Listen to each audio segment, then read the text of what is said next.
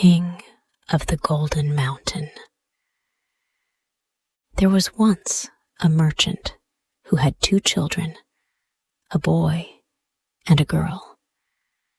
They were both small and not old enough to run about. He had also 2 richly laden ships at sea, and just as he was expecting to make a great deal of money by the merchandise, news came that they had both been lost. So now, instead of being a rich man, he was quite poor and had nothing left but one field near the town. To turn his thoughts from his misfortune, he went out into this field, and as he was walking up and down, a little black mannikin suddenly appeared before him and asked why he was so sad. The merchant said, "I would tell you at once if you could help me." "Who knows?" answered the little mannikin. "Perhaps I could help you." Then the merchant told him that all his wealth had been lost in a wreck, and that now he had nothing left but this field. "Don't worry yourself," said the mannikin. "If you will promise to bring me in 12 years' time the first thing which rubs against your legs when you go home, you shall have as much gold as you want." The merchant thought, what could it be but my dog? He never thought of his boy, but said yes, and gave the mannikin his bond, signed and sealed, and went home. When he reached the house, his little son, delighted to hold on to the benches and totter towards his father, seized him by the leg to steady himself. The merchant was horror-stricken, for his vow came into his head, and now he knew what he had promised to give away. But as he still found no gold in his chests, he thought it must only have been a joke of the mannikins. A month later, he went up into the loft to gather together some old tin to sell it, and there he found a great heap of gold on the floor. So he was soon up in the world again, bought and sold, became a richer merchant than ever, and was altogether contented. In the meantime, the boy had grown up, and he was both clever and wise. But the nearer the end of the 12 years came, the more sorrowful the merchant grew. You could even see his misery in his face. One day, his son asked him what was the matter, but his father would not tell him. The boy, however, persisted so long that at last he told him that without knowing what he was doing, he had promised to give him up at the end of 12 years to a little black mannikin in return for a quantity of gold. He had given his hand and seal on it, and the time was now near for him to go. Then his son said, "Oh, Father, don't be frightened. It will be all right. The little black mannikin has no power over me." When the time came, the son asked a blessing of the priest, and he and his father went to the field together. And the son made a circle within which they took their places. When the little black mannikin appeared, he said to the father, "Have you brought what you promised me." The man was silent, but his son said, "What do you want?" The mannikin said, "My business is with your father, and not with you."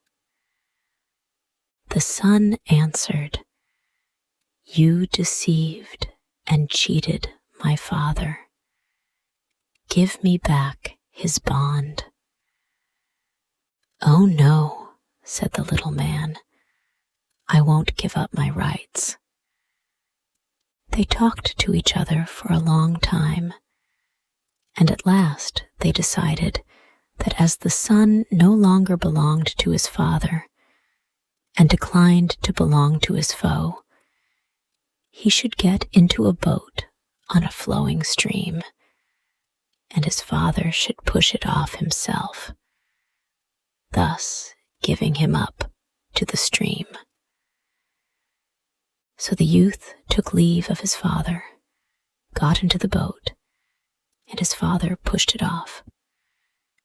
Then, thinking that his son was lost to him forever, he went home and sorrowed for him. The little boat, however, did not sink. It drifted quietly down the stream, and the youth sat in it in perfect safety. It drifted for a long time, till at last it stuck fast on an unknown shore. The youth landed, and seeing a beautiful castle near, walked towards it. As he passed under the doorway, however, a spell fell upon him. He went through all the rooms, but found them empty, till he came to the very last one, where a serpent lay coiling and uncoiling itself. The serpent was really an enchanted maiden, who was delighted when she saw the youth, and said, "Have you come at last, my preserver? I have been waiting 12 years for you.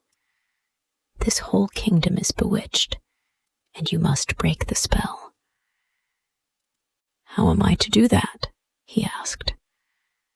She said, "Tonight, 12 black men hung with chains will appear, and they will ask what you are doing here. But do not speak a word, whatever they do or say to you. They will torment you, strike, and pinch you, but don't say a word. At 12 o'clock, they will have to go away. On the second night, 12 more will come, and on the third, 24. These will cut off your head. But at 12 o'clock, their power goes, and if you have borne it and not spoken a word, I shall be saved. Then I will come to you and bring a little flask containing the water of life, with which I will sprinkle you, and you will be brought to life again, as sound and well as ever you were." Then he said, "I will gladly save you." Everything happened just as she had said. The black men could not force a word out of him, and on the third night, the serpent became a beautiful princess, who brought the water of life as she had promised, and restored the youth to life. Then she fell on his neck and kissed him, and there were great rejoicings all over the castle. Their marriage was celebrated, and he became king of the Golden Mountain. The sun made a circle, and his father and he took their places within it, and the little black mannikin appeared. They lived happily together, and in course of time, a beautiful boy was born to them. When 8 years had passed, the king's heart grew tender within him as he thought of his father, and he wanted to go home to see him. But the queen did not want him to go. She said, "I know it will be to my misfortune." However, he gave her no peace till she agreed to let him go. On his departure, she gave him a wishing ring and said, "Take this ring and put it on your finger, and you will at once be at the place where you wish to be. Only, you must promise never to use it, to wish me away from here, to be with you at your father's." He made the promise and put the ring on his finger. He then wished himself before the town where his father lived, and at the same moment found himself at the gate. But the sentry would not let him in because his clothes, though of rich material, were of such strange cut. So he went up a mountain where a shepherd lived, and, exchanging clothing with him, put on his old smock and passed into the town unnoticed. When he reached his father, he began making himself known. But his father, never thinking that it was his son, said that it was true he had once had a son, but he had long been dead. But, he added, seeing that he was a poor shepherd, he would give him a plate of food. The supposed shepherd said to his parents, "I am indeed your son. Is there no mark on my body by which you may know me?" His mother said, "Yes, our son has a strawberry mark under his right arm." He pushed up his shirt sleeve, and there was the strawberry mark. So they no longer doubted that he was their son. He told them that he was the king of the Golden Mountain. His wife was a princess, and they had a little son 7 years old. "That can't be true," said his father. "You are a fine sort of king to come home in a tattered shepherd's smock." His son grew angry, and without stopping to reflect, turned his ring round and wished his wife and son to appear. In a moment, they both stood before him, but his wife did nothing but weep and lament, and said that he had broken his promise, and by so doing had made her very unhappy. He said, "I have acted incautiously, but from no bad motive," and he tried to soothe her. She appeared to be calmed, but really she nourished evil intentions towards him in her heart. Shortly after, he took her outside the town to the field and showed her the stream down which he had drifted in the little boat. Then he said, "I am tired. I want to rest a little." So she sat down, and he rested his head upon her lap, and soon fell fast asleep. As soon as he was asleep, she drew the ring from his finger and drew herself gently away from him, leaving only her slipper behind. Last of all, taking her child in her arms, she wished herself back in her own kingdom. When he woke up, he found himself quite deserted. Wife and child were gone. The ring had disappeared from his finger, and only her slipper remained as a token. "I can certainly never go home to my parents," he said. "They would say I was a sorcerer. I must go away and walk till I reach my own kingdom again." So he went away, and at last he came to a mountain where 3 giants were quarreling about the division of their father's property. When they saw him passing, they called him up and said, "Little people have sharp wits," and asked him to divide their inheritance for them.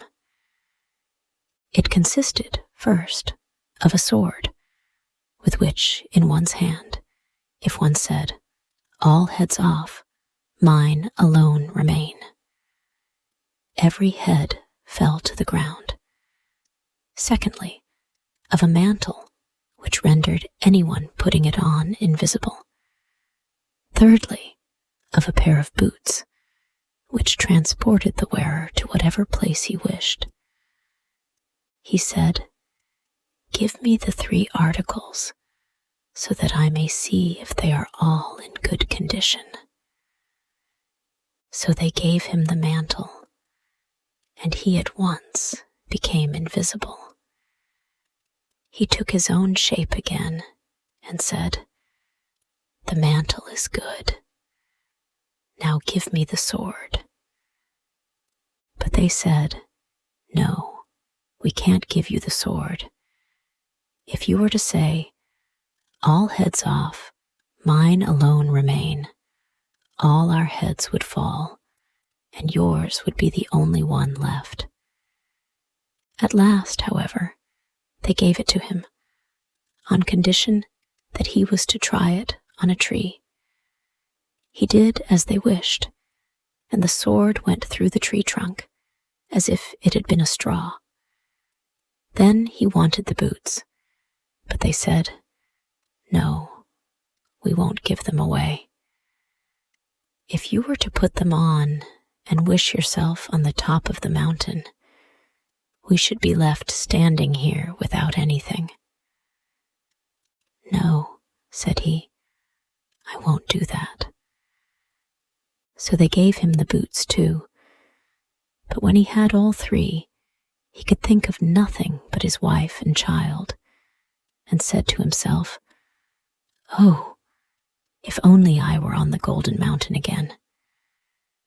And immediately he disappeared from the sight of the giants, and there was an end of their inheritance. When he approached his castle, he heard sounds of music, fiddles and flutes, and shouts of joy.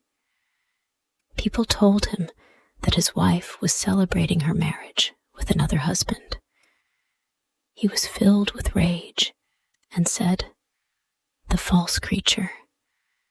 She deceived me and deserted me when I was asleep." Then he put on his mantle and went to the castle, invisible to all. When he went into the hall, where a great feast was spread with the richest foods and the costliest wines, the guests were joking and laughing while they ate and drank. The queen sat on her throne in their midst, in gorgeous clothing, with the crown on her head. He placed himself behind her, and no one saw him. Whenever the queen put a piece of meat on her plate, he took it away and ate it, and when her glass was filled, he took it away and drank it. Her plate and her glass were constantly refilled, but she never had anything, for it disappeared at once. At last she grew frightened, got up, and went to her room in tears, but he followed her there too. She said to herself, "Am I still in the power of the demon? Did my preserver never come?" He struck her in the face and said, "Did your preserver never come? He is with you now, deceiver that you are. Did I deserve such treatment at your hands?" Then he made himself visible and went into the hall and cried, "The wedding is stopped. The real king has come." The kings, princes, and nobles who were present laughed him to scorn. But he only said, "Will you go, or will you not?" They tried to seize him, but he drew his sword and said, "All heads off, mine alone remain." Then all their heads fell to the ground, and he remained sole king and lord of the Golden Mountain. And now this story ends. Hey, thank you so much for listening to the whole story. If you liked this story and want to thank me for creating this story, then you can buy me a cup of tasty coffee. Just join our YouTube channel and be an official member of our family to support us for making even more interesting story videos for you every day. You know, it takes a lot of effort, research, and money to find and buy premium contents, and to writing, creating, editing, organizing, and publishing every single video, which could melt your hearts or could be one of the most interesting stories of all time. So, hit the like button to save this video. And most importantly, subscribe to our YouTube channel to learn English by watching super interesting English stories every day. Thank you.